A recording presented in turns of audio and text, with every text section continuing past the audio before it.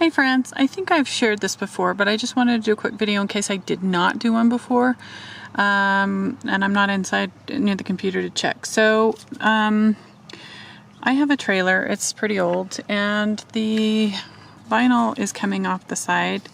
Now if I was really amazing I could re-vinyl it, but I'm not, and I kind of want to maintain the original color because the stripes are on there of the same.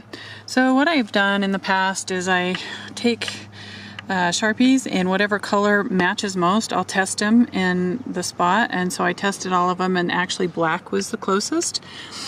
And what you have to do is you write it in with the black and watch.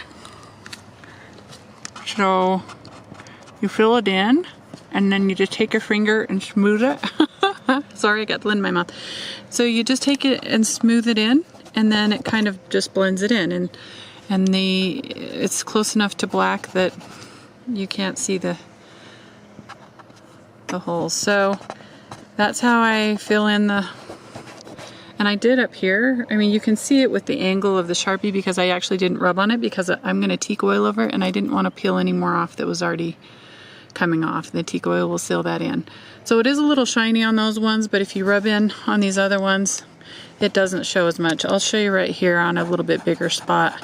If you leave it, it will get shiny, but if you take it and rub it in, it doesn't have that shine to it. And then when I teak oil, the whole thing will become shiny. So anyway, I just wanted to share that with you.